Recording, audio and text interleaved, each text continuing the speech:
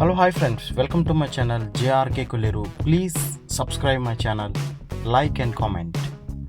మేము శుక్రవారం అయితే బండి అయితే ముందే లైన్లో పెట్టి లైవ్ చేపలు వేసుకెళ్ళడానికి ఈ ప్రదేశానికి అయితే మేము వెళ్ళానమాట. ఈరోజు లోడింగ్ అయితే చట్నిపాడులో లోడింగ్ జరుగుతుంది.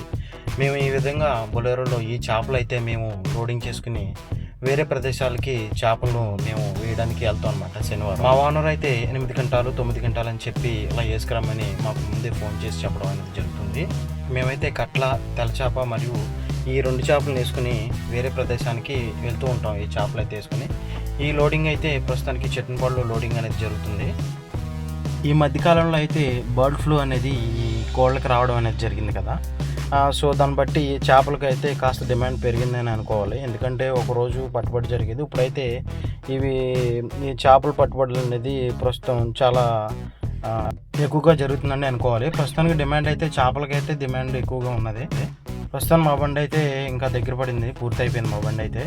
మేమైతే ఇక్కడి నుంచి బయలుదేరడానికి సిద్ధంగా ఉన్నాము. నేనైతే ఈ వ్యాన్ మీద జీతానికి అయితే ఉంటాను అన్నమాట. మా స్టార్టింగ్ షాప్ అయితే జంక్షన్లో మేము ఈ చేపలు అనేది దింపుతాము. మా స్టార్టింగ్ షాప్ వచ్చేసి జంక్షన్.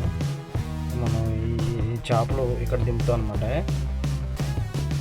ఈ చూడండి కనిపిస్తున్నా ఆ తొట్టులో అయితే ఈ చేపలు మేము దింపుతూ ఉంటాం. షాప్కి కింట అని చెప్పి 2 క్వింటాలు అని చెప్పి అలాగే మా ఓనర్ అయితే మాకు ముందే ఫోన్ చేసి ఈ షాప్లో ఎంత దింపాలి, ఆ షాప్లో ఎంత దింపాలి అని చెప్పి మాకు కట్ల సేల్ అవుతుంది మరి సపరేట్ చేసి మాకు ఫోన్ చేయడం అనేది చెప్తారు. మేమైతే ఈ చేపలని వేరే శీలవతి, కింట అని, తెల్ల చేప చెప్పి ఇలాగా మేమైతే ఈ చేపలు అనేది అన్లోడ్ చేస్తూ ఉంటాం. ఇంకొన్ని చేప అయితే లైవ్ అనమాట, బతికిన చేప. ప్రస్తుతానికి వీటికైతే డిమాండ్ అయితే ఎక్కువగానే ఉంది. మళ్ళీ మీ ప్రదేశం నుంచి వేరే ప్రదేశం తిరువురు బయలుదేరుతుంది అనమాట. ఈ లొకేషన్ అయితే కొంచెం చాలా బాగుంటుంది. నేను అప్పుడప్పుడు ఈ యొక్క ప్రదేశంలో ఆగి అటు ఇటు చూసుకుంటూ ఉంటాను అనమాట.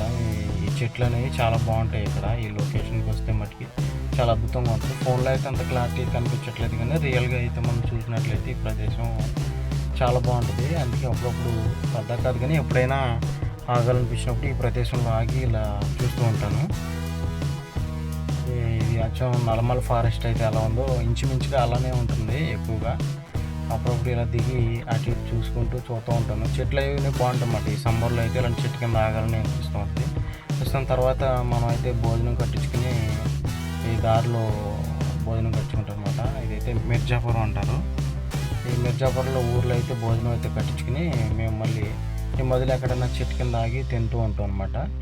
ప్రస్తుతానికి మేము ఎక్కడైతే కట్టించుకున్న తర్వాత ఇలాగా మేము ఒక రోడ్డు పక్కన ఏదైనా చెట్టు నీడ అయితే చూసుకుని ఆ చెట్టు నీడలో మేము అనేది భోజనం చేస్తాం అనమాట.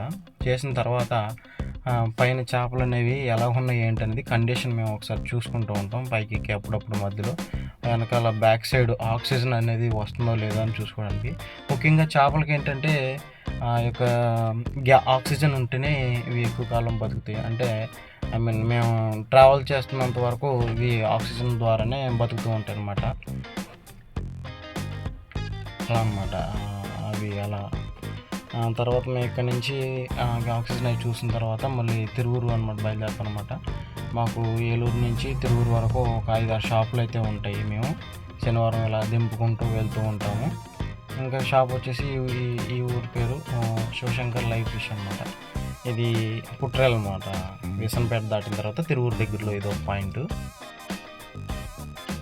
సమ్మర్ కదా, మేము వాటర్ క్యాన్ అయితే మేము బండిలోనే పెట్టుకుంటూ ఉంటాం. కొద్దిగా చల్లగా ఉన్నప్పుడు మామూలుగా నీళ్ళని పట్టుకుంటాం. కొద్దిగా బాగా వాతావరణం బాగా వేడిగా ఉందనుకుంటే కూలింగ్ వాటర్ అనేది మేము తాగుతూ ఉంటాం అనమాట.